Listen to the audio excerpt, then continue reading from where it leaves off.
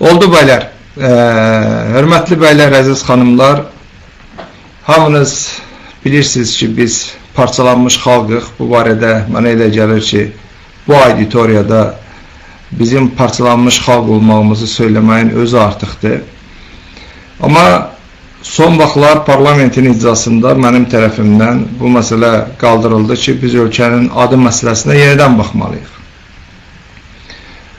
Ona görə yenidən baxmalıyıq ki, bizim Birləşmiş Millətlər Təşkilatında Şimali Azərbaycan Respublikası adı ilə tanınmağımız Azərbaycanın parçalanmış xalq olmasının həm də tanınması olacaq. Bunun beynəlxalq miqyasda buna bir siyasi hüquqi qiymət verilməsi olacaq. Və mən əminəm ki, hansısa tarixi məqamda və bunun da çox qısa bir vaxt ərzində baş verəcəyinə mənim heç bir şübhəm yoxdur. Biz parçalanmış xalq kimi dünya birliyi tərəfindən tanınandan sonra bizim birləşməyimiz daha asan olacaq. Bunun üçün də Azərbaycanın cəsarətli addım atmağına ehtiyac var. Biz heç bir kənar təhdidlərdən, təzyiqlərdən qorxmamalıyıq. Bugün İranın özündə də Şərqi və Qərbi Azərbaycan adında inzibati ərazi vahidləri var, yəni o standartlıqlar mövcuddur. Onlar da bizi Şimali Azərbaycan kimi tanıyırlar. Düzdür, vaxtı ilə 18-ci ildə Azərbaycan öz dövlət müstəqilliyini elan edəndə o zaman bilirsiniz ki, Azərbaycanı ən gec tanıyan məhz İran olub. Onlar bizim Azərbaycan adı altında tanınmağımıza kəskin etiraz ediblər və sonradan hətta belə bir tələb qoyublar ki, biz Qafqaz Azərbaycanı adı altında tanınaq. Amma sonda onlar bizim Azərbaycan Respublikası adı altında tanıyıblar.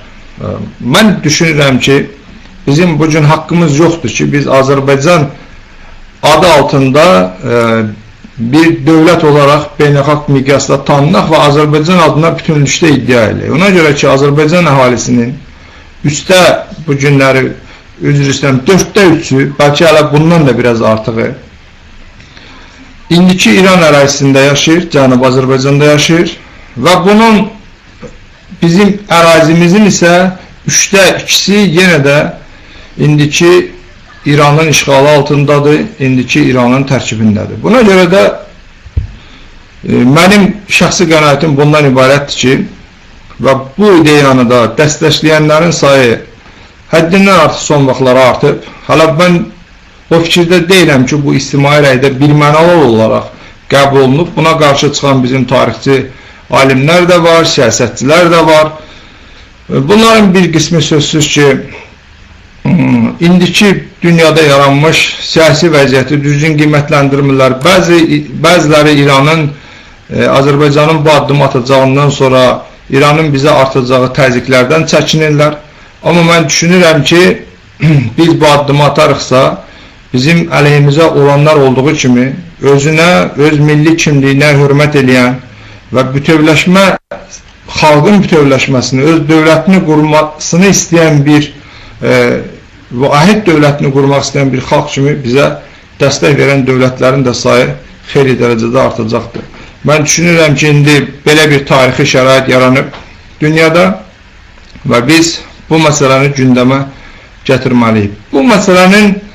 Mən bu məsələni qaldırandan sonra bu məsələnin əleyhinə çıxış edənlər oldu. Onlardan bir qismi fikirləşirlər ki, bu Azərbaycan hökumətinin belə deyək, istəyi ilə gündəmə gətirilən bir məsələdir.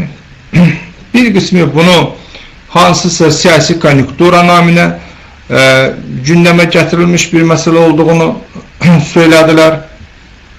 Amma mən düşünürəm ki, bu məsələni mən gündəmə gətirməklə özdə bu məsələni indi gündəmə gətirməmişəm.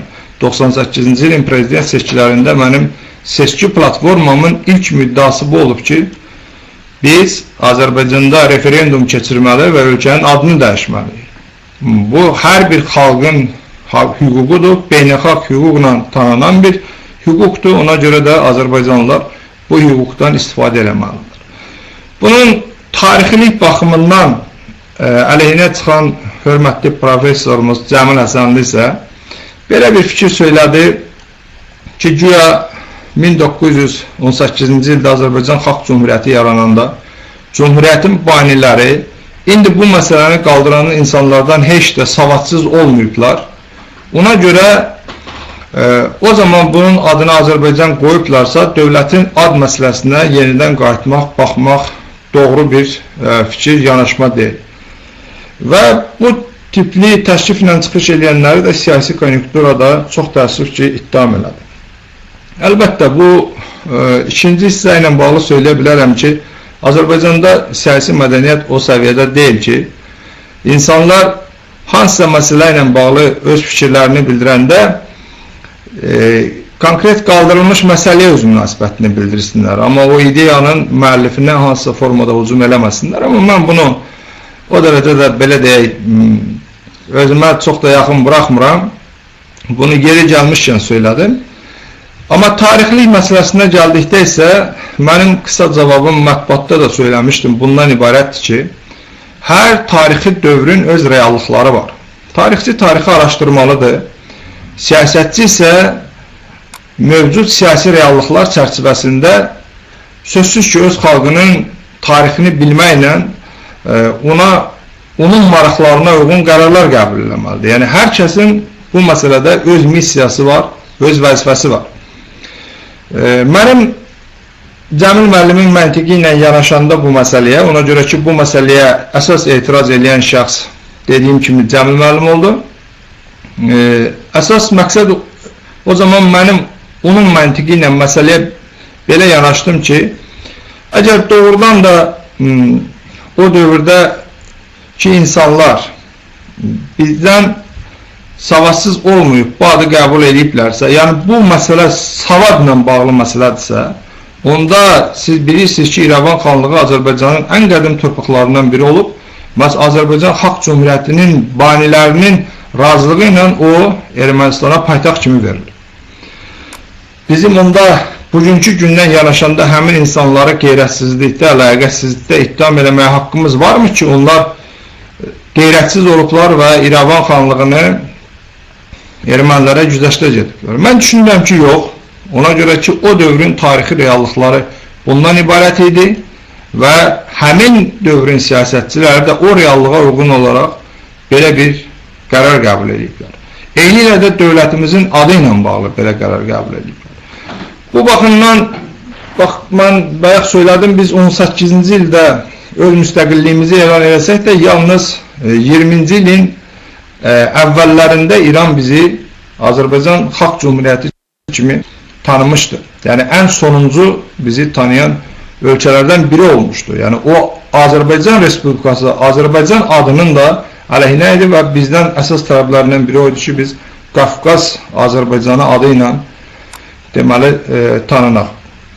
Bunları mən ona görə söyləyirəm ki, bizim bugün bütün dünyanın əsas aparıcı ölkələrinin liderləri də bilirlər ki, Azərbaycan parçalanmış xalqdır. Amma bunu dünya ictimaiyyəti bilmir. Bugün Avropalıların çoxu, mən özüm tez-tez Avropa ölkələrinə səfərlər edirəm. Bəzən hətta sadə insanlar Azərbaycanın harada yerləşdiyindən məlumatsızdılar.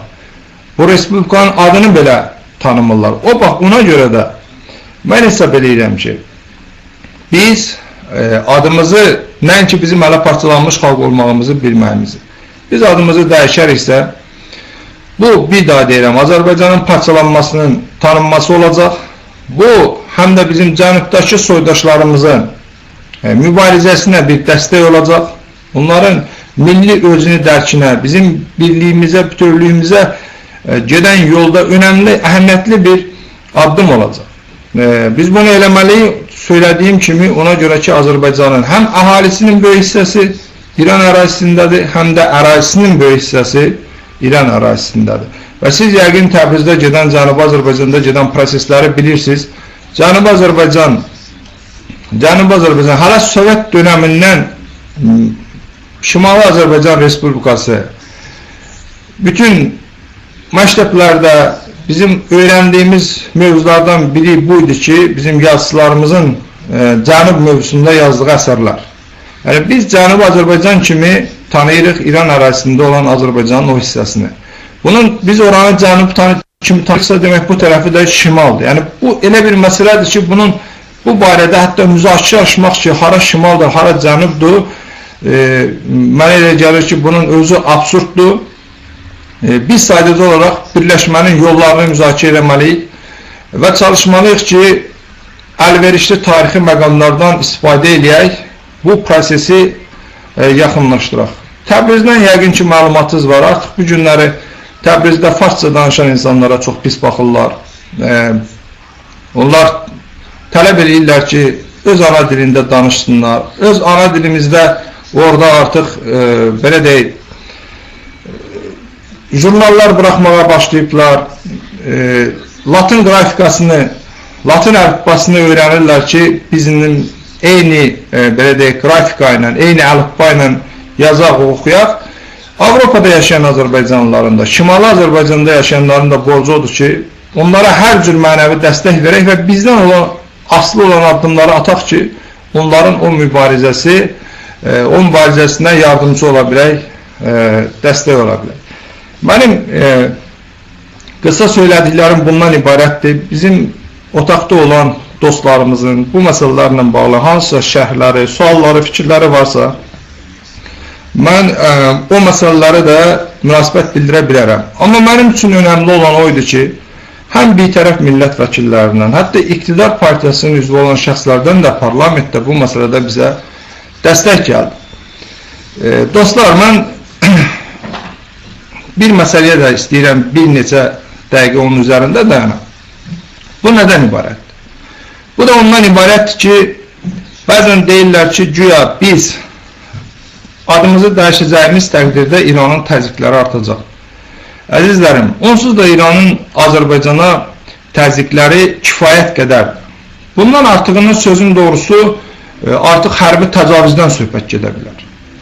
İran Azərbaycan torpaqlarının işğal olunması üçün Ermənistana hər cür dəstək verib, Naxçıvan blokada şəraitində olduğu üçün bugün bilirsiniz ki, artıq Naxçıvana İran, yəni Cənubi Azərbaycan üzərindən, yəni İran dövləti ərazisindən keçən bizim avtomobilləridir, arabaları kifayət qədər onlara böyük problem yaradılar, saatlarla incidirlər onları. Mütəmadi olaraq onların rəsmiləri Azərbaycan dövlətini, Azərbaycan siyasətçilərini təhdid edirlər və İranla Ermənistanı birləşdirən o köhnə bizim Zəngəzur mahalını, yəni indiki onların Meğri adlanan rayonu vaxtilə prezident seçkilərində Levon Ter-Petrosyanla Köçəryan arasında o polemikalar zamanı onlar bildirirdilər ki, Azərbaycanla müharibə etdikləri dövrdə həmin o zolaq, o palasa həyat yolu olub Ermənistan üçün. Ermənistanla indi hal-hazırda İrandan dəmir yolu çəkilməsi planlaşdırılır, böyük neft xətti çəkilməsi planlaşdırılır, özdə Təbrizdən. Ermənistanda böyük neft ayırma zavodu İran tikmək istəyir. Kimlərsə fikirləşirlər ki, güya biz İranın dedikləri ilə oturub dursaq,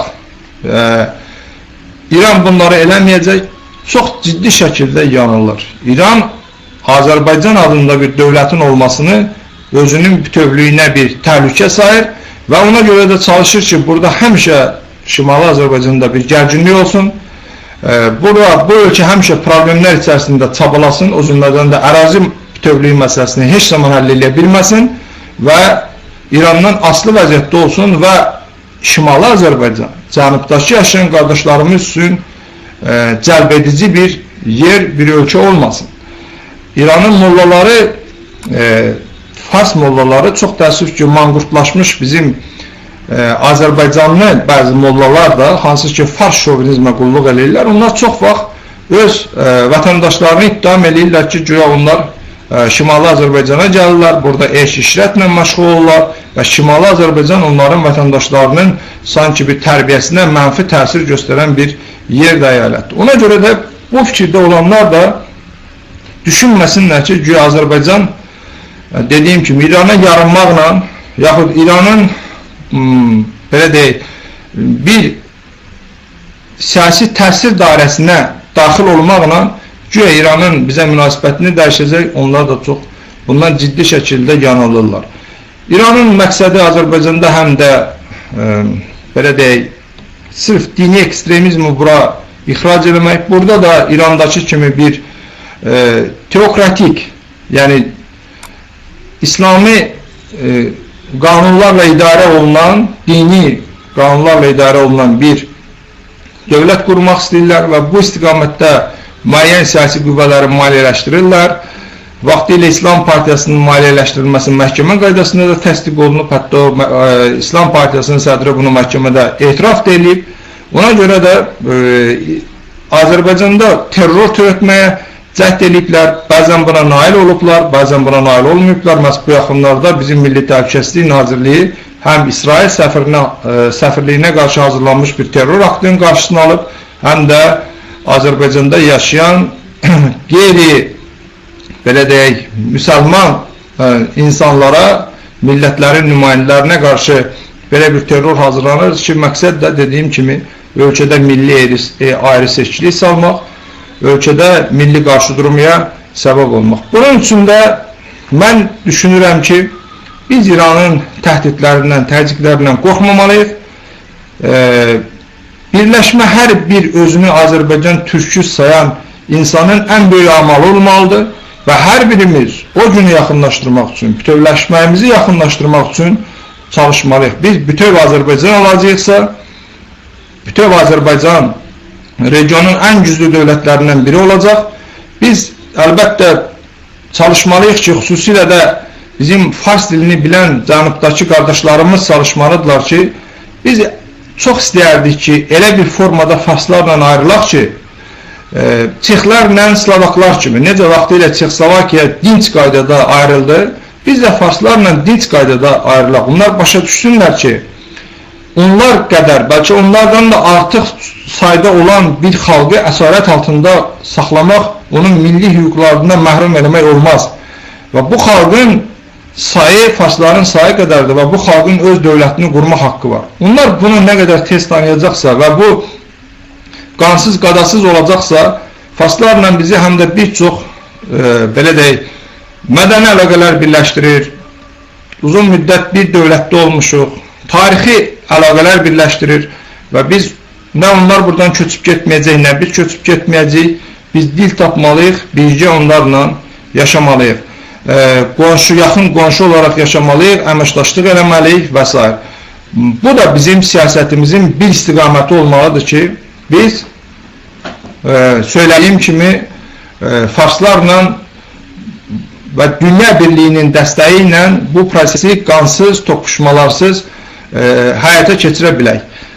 Yenə də deyirəm, amma buna baxmayaraq biz bu istiqamətdə ardıcıl və belə deyək, tərəddüdsüz addımlamalıyıq, mübarizə aparmalıyıq. Əgər bu dinç qaydada baş verməyəcəksə, yenə də bizi keçən əsrin ortalarındakı pişəvəri hərəkatı kimi qanla boğmaq istəyəcəklərsə bizim mübarizəmizi, əlbəttə xalqın buna müqavimət haqqı var və biz də bu haqqımızdan bununla istifadə eləməliyik və yəqin ki, eləyəcəyik. Amma çox istəyərdim ki, dediyim kimi bu birliyimiz, bütövlüyümüz bir formada olsun. Bir məsələ də qısa söyləyirəm ki, bu da ondan ibarətdir ki, bizim bəzi cənubdan olan qardaşlarımız deyirlər ki, İran elə türk dövləti olub, vaxtilə İranın başında duran türklər olub, ona görə də elə bu türk dövlətidir, ona görə də biz niyə ayrılmalıyıq, sadəcə İranı Azərbaycanlılar idarə eləməlidir. Əlbəttə, hesab edirəm ki, bu illüziyadır, bu reallıqlardan uzaq bir məsələdir. O dövlətdə bilirsiniz ki, fars dili yalnız dövlət kimi tanınıb, o dövlətin rəsmi ideologiyası böyük fars şovinizm ideologiyasıdır. Ona görə də kimsə düşünürsə ki, gətirib Azərbaycan dilini dövlət dili eləyəcək və İran da farsları salacaq Azərbaycanın, tutaq ki, farslar razılaşacaqlar ki, Azərbaycanlıların idarə etməsində olsunlar, yaşasınlar, mən hesab edirəm ki, bu mümkün olan bir məsələ deyil. Əlbəttə, biz gələcəkdə farslarla hansısa bloklarda ola bilərik, vizasız gediş-gəliş ola bilər, yaxın qonşuluq münasibətləri ola bilər, hətta ayrı-ayrı bloklarda ola bilərik, ittifaqlarda ola bilərik. Amma farslar o səviyyədə bir millətlər ki, onlar öz dövlətlərinin olmasını istəyəcəklər və mən hesab edirəm ki, onlar Azərbaycanlıların dövlətində yaşamaq istəməyəcəklər və istəməzlər də. Yəni kimsə də bu cür düşünürsə 21-ci əsrin əvvəlində çox yanılır. O baxımdan da biz dediyim kimi öz istiqlalımız uğrunda mübarizə aparmalıyıq, nəinki İran dövlətini Türk dövləti etmək barədə. Diqqətinizə görə sağ olun.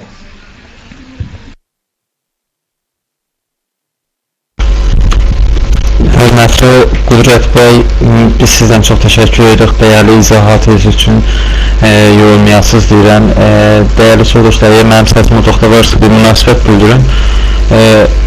Sayın Çingiz Göytürk bəy, Azərbaycan Milli Azadlıq Təşkilatının sözcüsü, Amatın sözcüsü, siz otağımıza çox xoş gördünüz, çox xoş gəlibsiniz. Sayın Qudrət bəy, mən izin versəz zamanı itirmədən sorularımıza keçmək istəyirəm. Neçə soru gəlibdir yazılı olaraq mənim özümə, ondan sonra da əl qaldıran dostlardan istəyəcəyim ki, öz növbəyinin qısa sorularını sora bilərlər. Hər halda Sayın Çingiz bəy, otaq sizin özünüzdür, siz edə bilərsiniz, birbaşa müdaxilə edib və öz fikirlərinizi bizimlə paylaşarsınız. Bu da otaq özünüzə razıdır. Sayın Qudrət bəy, əgər not götürürsünüzsə, mənə bir sual yazılıbdır bu məsələ ilə bağlı. Azərbaycan adının dəyişdirilməsi, bilirsiniz ki, İran adlanan ölkənin itilatında Azərbaycan Milli Azadlıq Hərəkatına çoxlu şantajlar olunur. Birinci sual məndən burada soruşublar ki, elə bu sizin axır vurğuladığınız məsələ ki, bir daha da mən vəzifə olaraq bunu təkrarlayıram. İran coğrafiyası aya bizim türklərin coğrafiyasıdır, İran bütünlüyündə bizimkidir ya yox, bunu sorublar ki, siz də cavabı verdiniz hər halda. İkinci sual, Sayın Qudrət bəy, sorublar ki, bəzi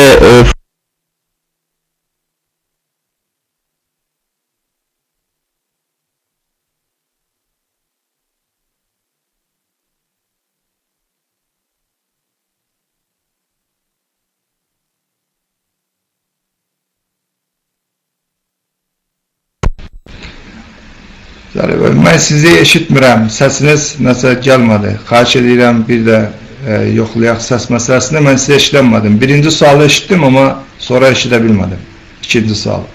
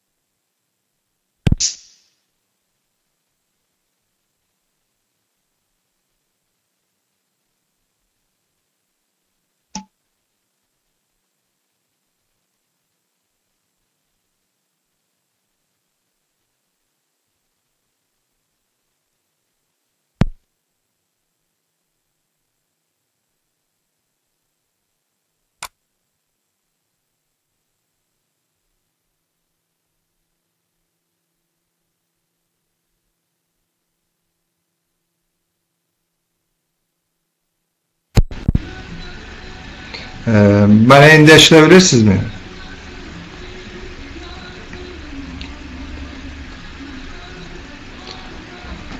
Eşidirəm indi sizin ikinci sualınızı.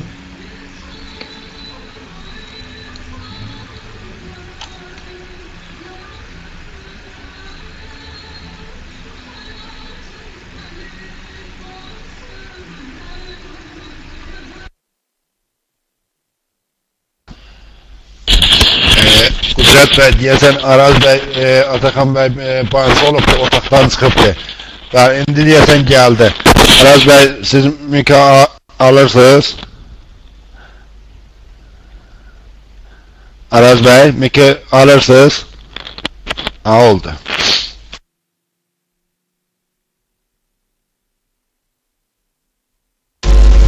Çox üzr istəyirəm, dəyərli dostlar, mənim şu o kompüter kesim həng elədi, dondu.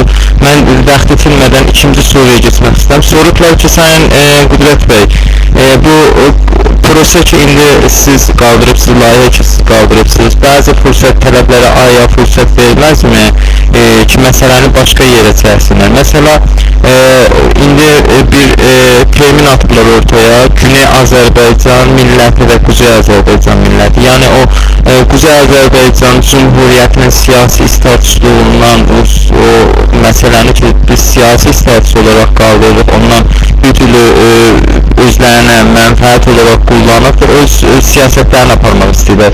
Yəni bunu Quzey-Güneyi millət üstünə gətirirlər və Güney Azərbaycan milləti, Quzey Azərbaycan milləti deyə adlandırırlar və ona tarix də yaradırlar və hətta bəzən elə irəli gedirlər ki, ona bayraq da yaradırlar, Güney Azərbaycan milli bayrağı. Aya buna bir ehtiyac varmı? Sizin baxışınız necədir buna? Mən bu sualı vermişdə bunu sormaq istirdim. Sayın Qudret Bey, əgər suallara davam etmək istəsəz, yəni gəlsin sorular, icazə verirsəz, Sayın Qismət xanım ya bəydən də sorusunu alaq. Sayın Cengiz Bey'in de əli yuxarıdadır. Ondan sonra mikrofonu siz nə zaman hazırsınız, mən sizə bıraxacağım. Sayın Qismət Bey ya xanım, varsınız otaqda, bir münasibət bildirin. O zaman bir daha üzr istəyirəm ki, otaqda bir vəqə yaranır. Buyurun.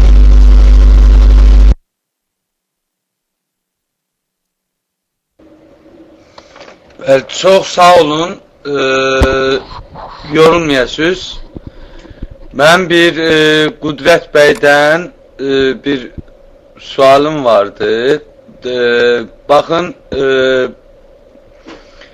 bugün Güney adlı, yani Cənubi Azərbaycan adlı bir yer yoxumuzdur. Var. Ama İran çərçivəsindədir. Quzey Azərbaycan, yani Şimali Azərbaycan ki, Quzeydə Şimali Cənubi deyirlər, mən ona görə bunu deyirəm. Bilirəm ki, siz də bunu bilirsiniz, amma o mənada deyirəm.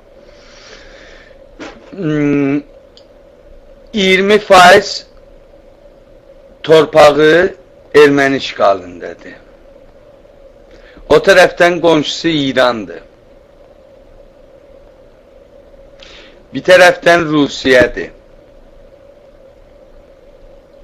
Və bunların buna baxışları nə olacaq?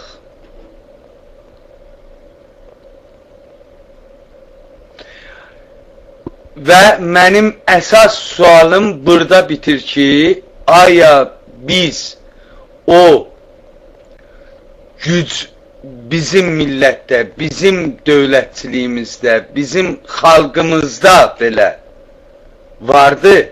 Halbuki Quzeydə də, Güneydə də bu günləri adam gözün açır, yəni mən Quzeydən də gözləmirəm ki, bu tezliyə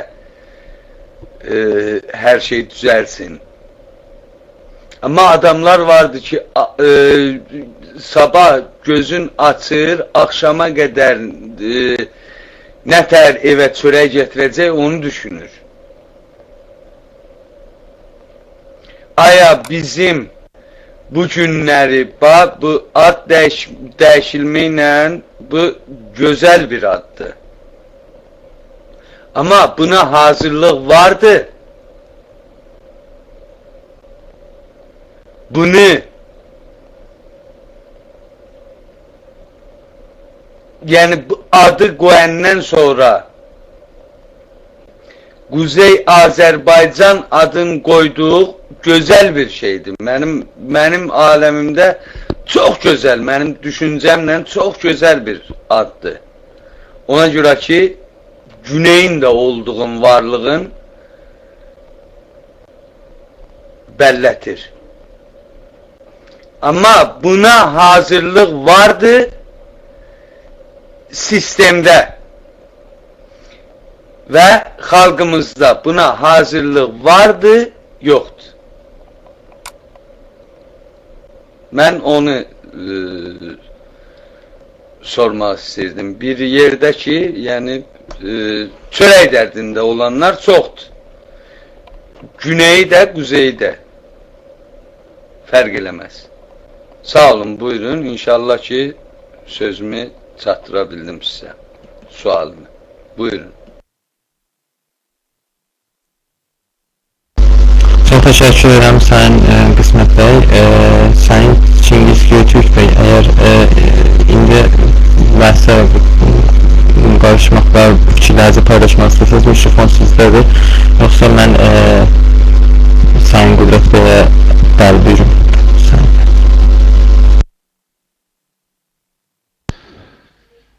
Çox təşəkkür edirəm. Mən otağın dəyərli məruzəçisi Sayın Qüdrət bəyə, dəyərli dostuma sayğılarımı, hörmətlərimi bildirmək istəyirəm və eyni zamanda otaqda iştirak edən hər kəsə Güney Azərbaycan İstiqlal Partiyasının sədri Salih bəyə, otağı təşkil edən insanlara, otağın adminlərinə və otaqda iştirak edən hər kəsə.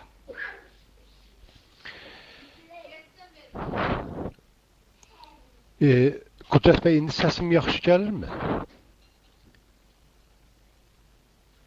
Səs əgər zəifdirsə, bəli. Mən bir baxım, indi necə gəlir, indi səs yaxşıdırmı? Bəli. Təşəkkür edirəm. Mən Qüdrət bəyə çox təşəkkür edirəm, Sayın Qüdrət bəyə çox təşəkkür edirəm. Eyni zamanda otaqda iştirak edən hər bir dəyərli dostumuza öz minnətdarlığımı bildirirəm ki, belə bir Azərbaycan məsələsinin müzakirəsində fəal iştirak edirlər, fəal bir şəkildə mövqelərini, münasibətlərini məsələlərə bildirirlər. Qüdrət bəy mənim çox yaxından tanıdığım, çox dəyər verdiyim bir dostumdur, bir qardaşımdır, əzizimdir. Eyni zamanda uzun müddət eyni düşüncələri, eyni fikirləri bərabərcə paylaşmış və bərabərcə uğrunda mübarizə aparmış insanlarıq. Dolayısıyla burada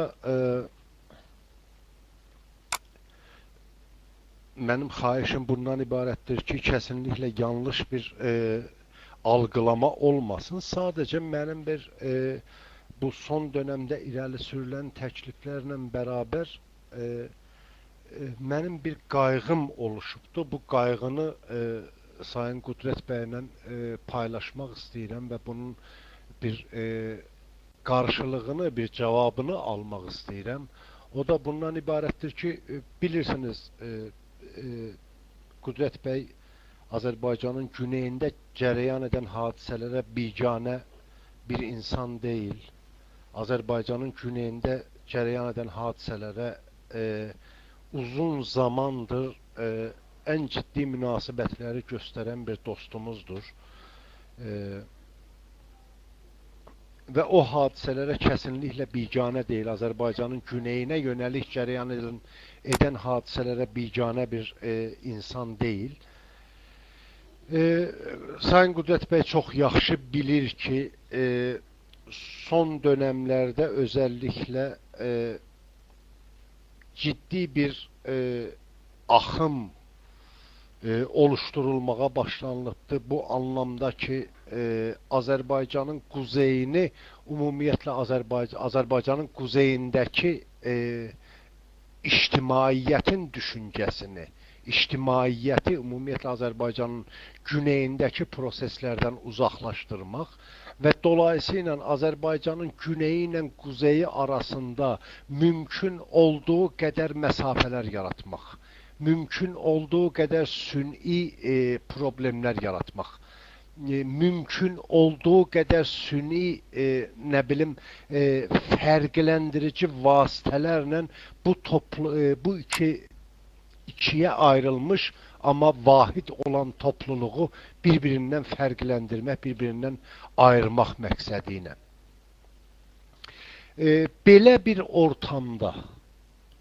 bir ortamda misal üçün Almaniya 40 neçə il ikiyə bölündü. Bütün dünya bağırdı ki, birinə dedi Şərqi Almaniya, birinə dedi Qərbi Almaniya. Amma bu iki dövlət kəsinliklə qəbul eləmədi ki, biri Şərqi Almaniyadır, biri Qərbi Almaniyadır. Tam tərsinə biri dedi ki, mən demokratik Almaniyayam və bütün Alman millətini təmsil edirəm. O birisi qayıt dedi, mən federal Almaniyayam, mən bütün Alman millətini təmsil edirəm. Eyni zamanda bu günləri Koreyanı biz yaşayırıq və görürük. Birisi deyir ki, mən demokratik Koreyayam, bütün Koreya millətini təmsil edirəm.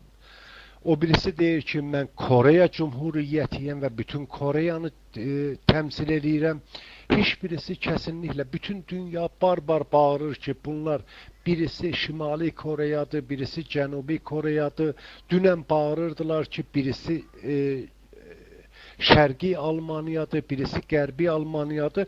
Amma bunlar kəsinliklə eləmədilər və Koreya bu gündə qəbul eləmiş deyil. Bu dövlətlərin rəsmi adları vardır. Bunlar deyirlər ki, yox, biz elə Koreya dövlətiyik.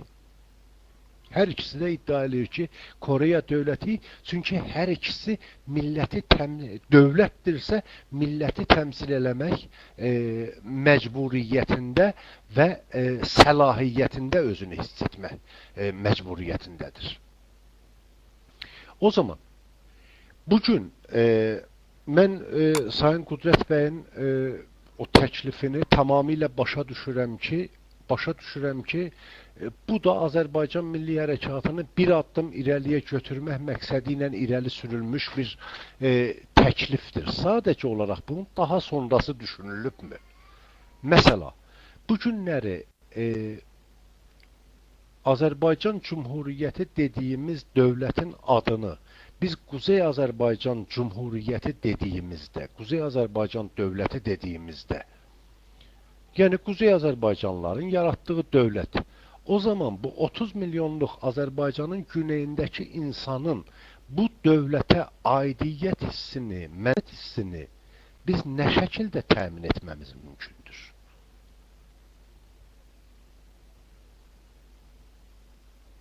Bu mümkündürmü? İkincisi,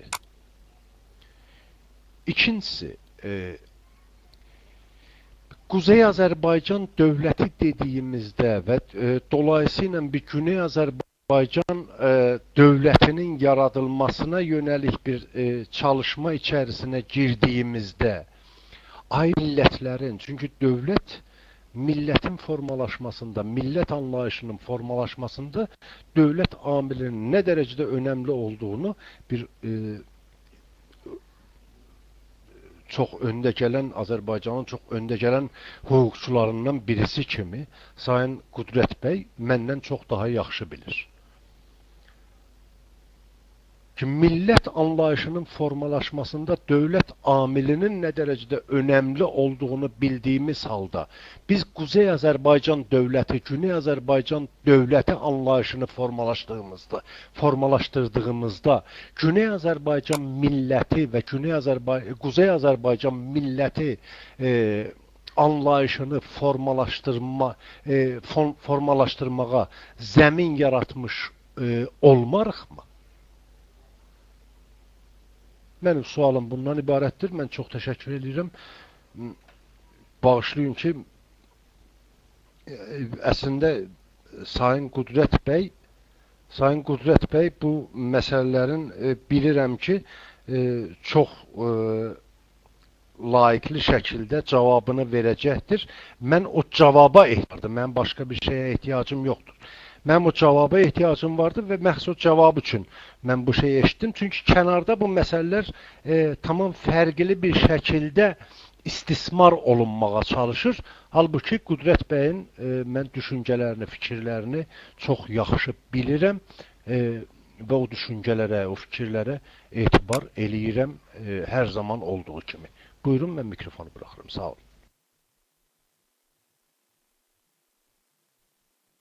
Biz sizdən çox təşəkkür edirik Sayın Çingiz Göytürk bəy, əziz soydaşlar, otağımız davam edir. Sayın Çingiz Göytürk Azərbaycan Milli Azadlıq Təşkilatının sözcüsü və sədri idi. Öz fikirlərini burada paylaşdı. Sayın Qudrət bəy, mənim səsim varsa, bir nömrə 2-dən yazsınız, mən mikrofonu sizə bıraxmaq istəyirəm. Burada dostlar, mən xahiş edirəm, otaqda biraz sayıqlı olaq. Hər kimin də sözü varsa, buyursun mikrofona və mikrofonda öz sorusun. Birbaşa sonra biraz o tekstlərdə sayıqlı olaq. Buyurun Sayın Qudrət bəy. Aziz kardeşler, ben burada çok rağbət bəslədiyim və dəyər verdiyim dostum Çingiz bəy bir çox məsələlərə aydınlıq gətirdi. Bundan öncəki suallarda da bəzi məsələlərə mən artıq münasibət bildirmişdim. Birinci sual ondan ibarət idi ki, İranın bu məsələyə münasibəti necə olacaq? Söhbət irtibatın şantajlarından gedirdi. Mən deyərdim, hətta tək şantajlarından yox, ola bilsin, hətta terrorlarından da söhbət gedə bilər. Yəni, bu dövlət dünyada həm də terroru dəstəkləyən bir dövlət kimi ittiham olunur və Azərbaycanın özündə də bizim dövlət orqanları, xüsusi xidmət orqanları bu dövlətin rəsmi orqanları tərəfindən, onlarla işbirliyində Azərbaycan ziyalılarına qarşı törədilmiş terror aktlarını zamanında aşkarlayıb və məhkəmə qaydasında da müvafiq hökm çıxarılıb. Amma öz istiqlalı uğrunda mübarizə aparan bir xalq nə terrordan qorxmamalıdır, nə həbslərdən qorxmamalıdır. Bir xalq səni qorxuzub öz tabiçində saxlamaq istəyirsə, sənin buna müqavimət göstərmək haqqın var. Və İranın bir türk dövləti olması ideyasını da mən doğru qəbul eləmirəm. Ona görə ki, əgər bu gün farslar, mən artıq söylədim, onların beyinləri, şuurları böyük belə deyək, fars millətçiliyi ideologiyası ilə doldurulub və onlar bu ideologiyanın əsiridirlər. Fikirləşin, 30 milyonluq Cənubdakı qardaşlarımızın milli haqlarını tanımayan fars sabah gəlib bir türk dövlətində yaşamağa razı olacaqmı? Mənə elə gəlir ki, özümüzə rəva bilmədiyimizi başqalarına da bilməməliyik. Necə ki, biz hesab edirik ki, bugün sayımız farslar qədərdir və biz farsların idarə etməsində, onların əsarətində olmamalıyıq. Eynilə də fikirləşməməliyik ki, 30 milyonluq farsları biz İranı türk dövlətinə çevirib artıq onları bizlə bərabər bir dövlətdə yaşamağa məcbur eləməliyik. Yəni, bu elə bir medalın o biri yüzü olar. Ona görə də mən düşünürəm ki, bizim apardığımız iş ondan ibarət olmalıdır ki, biz farslarla din, sivil qaydada ayrılaq, onları inandıraq ki, siz 30 milyonluq bir xalqı əsarət altında saxlaya bilmərsiniz. Bu xalqın öz dilində universitetləri olmalıdır. Bu xalqın öz dilində televiziyası olmalıdır, qəzetləri olmalıdır. Öz mədəniyyətini, öz incəsənətini bu xalqın inkişaf elətdirmək və öz qardaşları ilə, öz soydaşları ilə bir yerdə olmaq haqqı var. Burada Çingiz bəy Koreyanı, Almaniyanı misal gətirdi. Buna görə də bizim qonşular, sual verildi ki, qonşularımız buna necə baxacaq? məhz aparılan mübarizənin nəticəsidir ki, bu günləri xarici jurnalistlərə müsahibə verən və yarın yəqin ki, Rusiyada prezident seçiləcək Putin bəyan edir ki, biz İrana hərbi müdaxilənin əleyhinəyik. Ona görə ki, İranda 20 milyon Azərbaycanlı yaşayır, düzdür, o sayı biraz azaldır və bu müharibə olarsa onların bir hissəsi Şimali Azərbaycana, Azərbaycan Respublikasına axın eləyəcək və burada sosial vəziyyət gərginləşəcək. Biz də bir köhnə Sovet Respublikası kimi, həm də MDB-də Azərbaycanla bir yerdəyik. Bu bizim üçün də problemlər yaradacaq. Ona görə ki, 1 milyon Azərbaycanlı da Rusiyada yaşayır. Artıq dünyanın böyük dövlətləri etiraf edirlər ki, yəni bizim qonşumuz olan Rusiyada etiraf edir ki, bu millətin böyük bir hissəsi bugün İranın ərazisində yaşayır.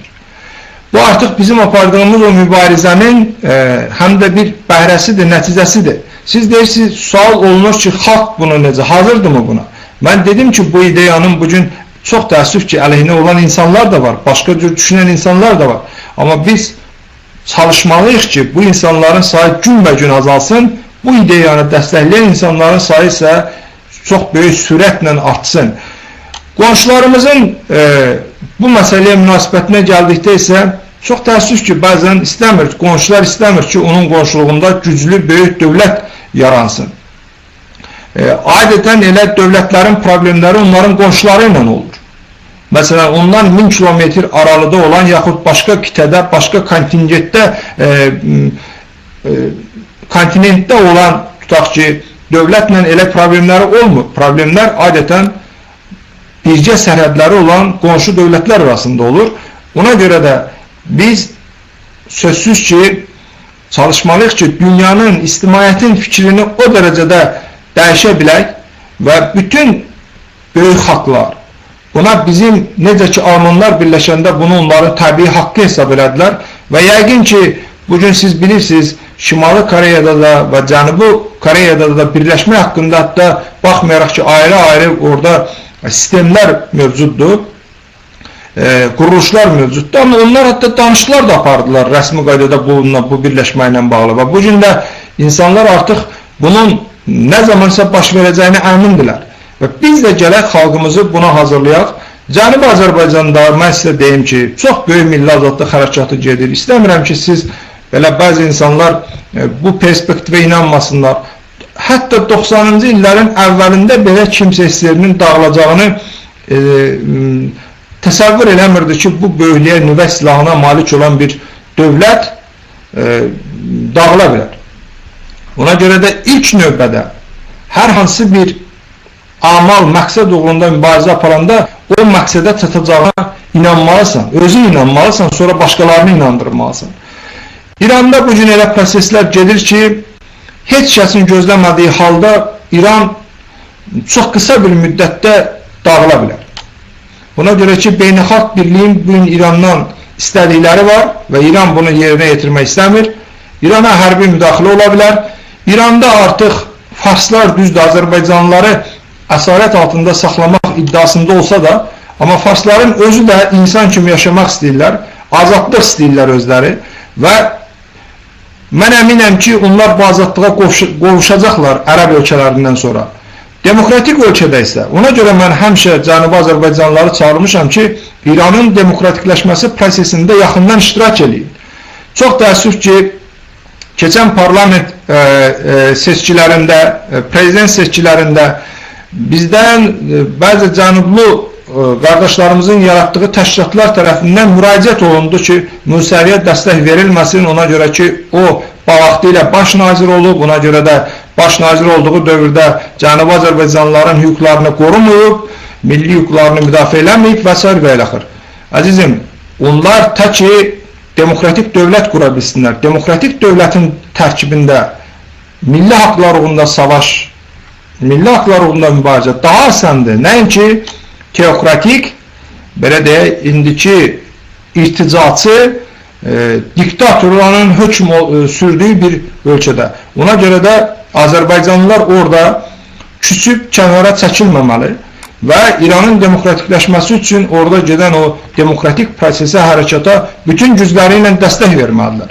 İranın, Cənubi Azərbaycanlıların bu dəstəyi olmasa İranda demokratik dövlət qurmaq məsələsi də çox bir müşkül məsələ olacaq. Buna görə də cənubdakı qardaşlarımız həm də buna dəstək verməlidir və bundan başqa biz milli mənafelər olan yerdə heç vaxt qonşularımızın nə deyəcəyini düşünməməliyik. Mən bir misal çəkmək istəyirəm. Rusiya ilə Almaniya arasında bu şimal axını deyilən Baltik dənizinin dibi ilə bir neft kəmərinin çəkilməsi məsələsi, üzr istəyirəm, qaz kəmərinin çəkilməsi məsələsi gündəmdəydi. O zaman Polşa, Pribaltika respublikaları, Latviya, Litva, Estoniya, İsveçrə kəskin etiraz bildirdilər bu kəmərin çəkilməsinə. Onlar Avropa Birliyində Almaniyanın yaxın müttəfiqləridir. Amma Almaniya hətta öz yaxın müttəfiqlərinə əhəmiyyət verməyərək hesab elədi ki, onun milli maraqları tələb edir ki, belə bir kəmər çəkilsin və o kəməri gerçəkləşdirdi. Hətta Amerika Birləşmiş Ştatlarının senatında müvafiq dinləmə keçirildi. Brzezinski həmin dinləmələrdə məruzə ilə çıxış elədi ki, Almaniya öz müttəfiqlərinin belə deyək, bu məsələyə olan münasibətinə həssas yanaşmalıdır. Amma dediyim kimi, hətta öz müttəfiqlərini, öz dövlətinin marağına baxımından nəzərə almadı. Ona görə də biz qonşularımızın çalışmalıyıq ki, qonşularımızın da bu məsələdə mövqeyi bizim mövqeyi ilə üstə düşsün. Diplomatiyamız, xarici diplomatiyamız bu işdə, bu istiqamətdə, siyasətçilərimiz, bizim diaspora bu istiqamətdə çalışmalıdır. Amma əgər hansısa dövlət buna getməyəcəksə, bunu qəbul eləməyəcəksə, yenə də deyirəm, biz dünyanın böyük çoxluğunun çalışmalıyıq, bu məsələdə dəstəyini qazana bilək və bir xalq olaraq dünya birliyini bu faktorla, bu faktına, bu reallıqla barışdıraq ki, bu xalqın birləşməsinin qarşısını artıq almaq mümkün deyil. Bunun üçün də hər birimizin fəallığına ehtiyacımız var. Hər birimiz bu istiqamətdə çalışmalıyıq. Çalışmalıyıq ki, biz bir oluq. Bayrağımızın məsələsinə gəldikdə isə, bu günləri mən hesab edirəm ki, Şimali Azərbaycanda, indiki bizim Azərbaycan Respublikasının bayrağı hər mənada tələblərə cavab verən bir bayraqdır. Yəni biz türkük, yəni cənubdaşlar da deyirlər ki, biz türkük, Azəri türkük, Azərbaycan türkük, Anadolu türkləri var, Orta Asiyada yaşayan türklər var və s. Yəni onlar Azərbaycan türkləri olmadıqlarını hamı eləyir. Bayrağımızda türklük var, bayrağımızda müasirlik var. Babəşdən gələn qırmızı bayraq var. Bilirsiniz ki, bu bayrağı ilk dəfə Babəş qaldırıb.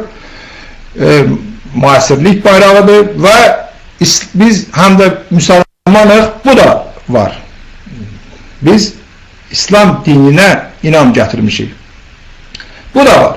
Buna görə də gələcəkdə cənubdakı qardaşlarımız da biz vahid dövlət olaraqsa, bu bayrağı qəbul edərlərsə çox yaxşı. Eləməzlərsə, hansı əlavə təklifləri olarsa, mən hesab edirəm ki, birləşməyimizin fövqündə, yəni bu məsələ o qədər kiçik məsələdir ki, o qədər kiçik məsələdir bizim bütöv olmağımızın qarşılığında.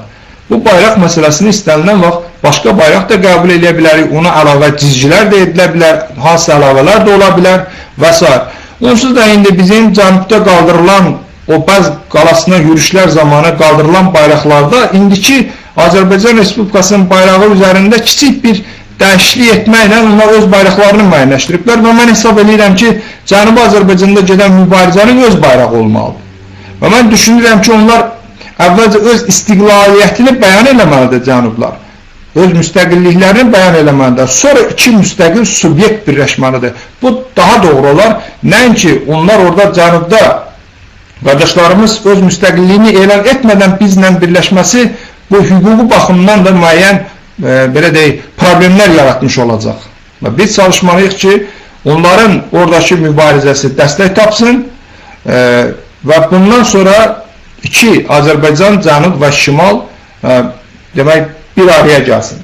Qaldı söylənilir ki, insanlar bu günləri həm Cənubda, həm Şimalda çörək uğrunda mübarizə aparırlar. Onların başqa məsələlər haqqında düşünməyə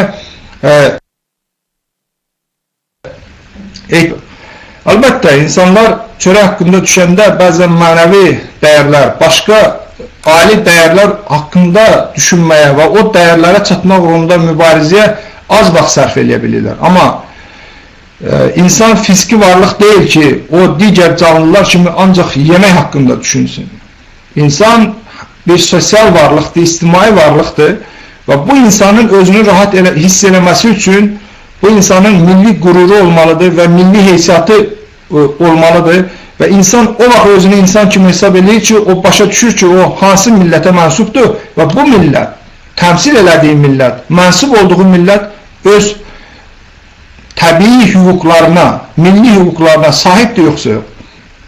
Əgər bu olmayacaqsa, mən sizə deyim ki, təkcə çörəklə, belə də ancaq yaşama haqqında düşünməklə insan heç vaxt, dediyim kimi, özünü azad hesab eləyə bilməz, insan heç vaxt özünü rahat eləyə bilməz. Ona görə də biz çalışmalıyıq ki, həm də böyük bir dövlət olaq, bu böyük dövlətin problemləri indiki qədər olmayacaq.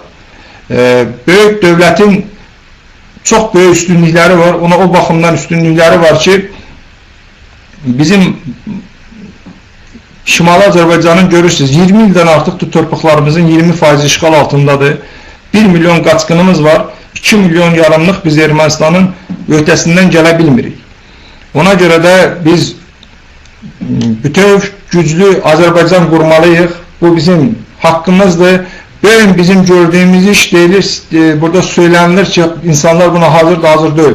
Əlbəttə, bugünkü bizim fəaliyyətimiz ona yönəlib ki, bu ideya qəbul olunsun. Bunun özü də bir işdir. Baxın, bir dənə parlamentin icrasında Şimali Azərbaycan məsələsini mənim gündəməyə gətirməyim və hörmətli həmkarlarımın bu ideyaya dəstək verməsi, görün bu məsələnin nə qədər yenidən gündəmə gətirib. Bundan sonra Azərbaycanın bütövlüyü, Cənubun milli haqları, istiqlaliyyəti uğrunda mücadilə edən Günas TV var.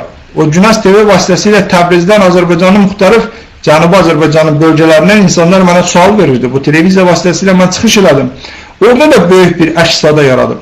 Mən düşünürəm ki, məhz bu kimi ideyalarına, bu kimi fəaliyyətinə biz insanların o milli özünü dəşq prosesinə dəstək vermiş olmalıyıq. Baxın, görün, Təbrizdə bugün Cənubi Azərbaycanın komandası traktorun oyunlarında hansı şüarlar səsləndirilir? Yəqin ki, YouTube'dan siz bunların bəzilərini izləmişsiniz. Stadionda 40 min insan bir nəfər kimi qışqırır, Azərbaycan bir olsun, paytaxtı Təbriz olsun. Bu artıq milli şuurun oyanışıdır, bunun başqa adı yoxdur. Onlar Təbrizdə artıq farsça danışanları çox pis qəbul edirlər və mən hesab edirəm, haqlı olaraq onlar pis qəbul edirlər. Artıq Latin əlifbasını orada insanlar öyrənməyə başlayıblar. Bunun üçün də, əziz qardaşlar, mən çox sizi yormaq istəmirəm, amma bir şeyi bilirəm. Mənim böyük öndər saydığım Əbülfəz Elçibəy vaxtilə bütöv Azərbaycan birliyi yaratmışdı. Çingiz bəyin ən öncüllərindən, Əbülfəz bəyin ən sadiq tərəfçilərindən biri idi. Və o zaman onun bir sözü var idi, bir söz söyləmişdi ki, Şuşaya gedən yol Təbrizdən keçir. Çoxları bunu başa düşmürdü. Bizim də çoxlarımızda şuuraltı bir narahatçılıq var idi ki, axı bu birləşmə geç başa çata bilər. Ona görə biz bu qədər mi gözləməliyik ki, Azərbaycan birləşsin, sonra gedək Şuşanı azad eləyək. Əlbəttə, bu günləri onun söylədiyi bu fikrə, Əbülfəz bəyin söylədiyi bu fikrə o mənədə yanaşmaq lazımdır ki, Azərbaycanın bütöv problemlərinin həlli Azərbaycanın bütövlüyündən keçir. Bizim milli birliyimizdən keçir, milli dövlətçiliyimizdən keçir, milli şuurdan keçir. Və onun çox gözəl bir sözü var idi ki, hər şeyin bir zamana ehtiyacı var. Əziz bəylər, doğrudan da zaman bir çox məsələləri yoluna qoyur. Sadəcə olaraq biz hazır olmalıyıq ki, necə ki, SSR dağılanda Cənubi Azərbaycan, Şimali Azərbaycanda Əbülfəz bəydən başqa bir tanınmış dissident yox idi. Ona görə Pribaltika respublikalarından fərqli olaraq orada çox böyük dissident hərəkatı var idi. Ukraynada çox böyük dissident hərəkatı var idi.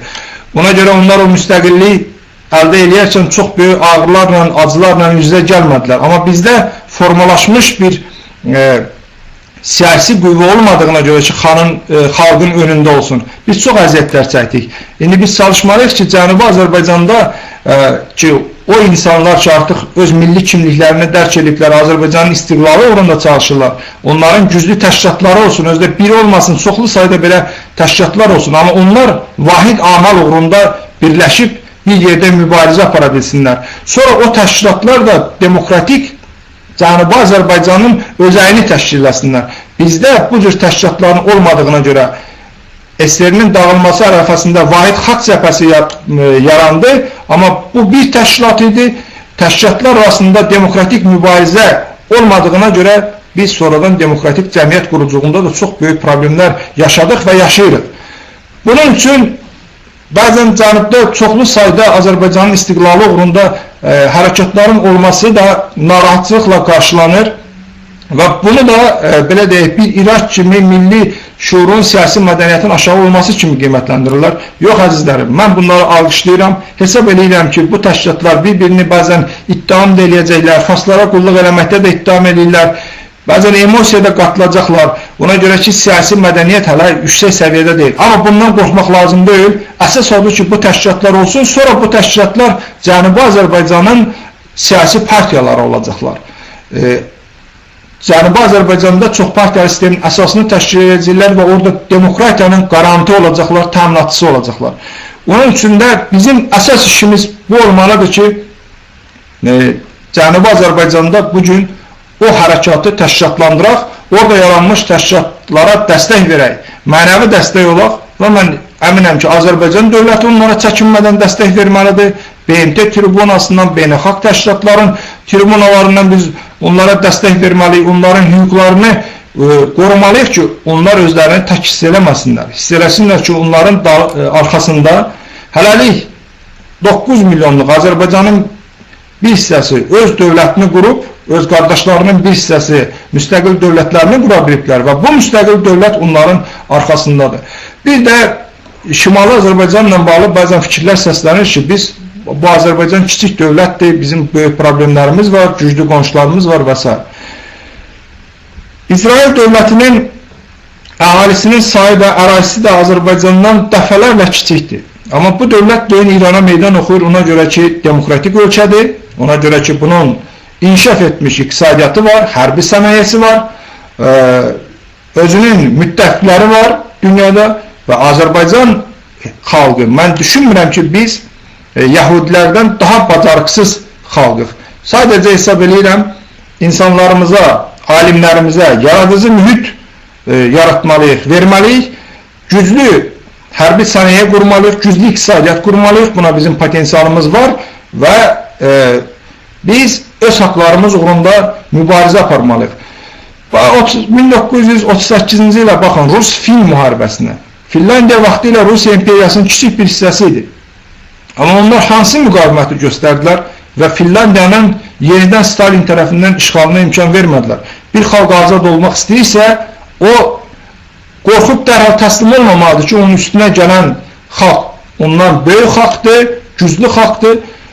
Böyük xalqlar da görəndə ki, kiçik xalq öz azadlığı üçün ölümə hazırdır, o reallıqla barışmalı olur. Ona görə də Azərbaycan birinci, Şimali Azərbaycanı deyirəm, 9 milyonluq xalq, kiçik xalq deyil, böyük təbii ehtiyatları var, böyük potensialı var, böyük elm potensialı var, böyük mədəniyyəti var.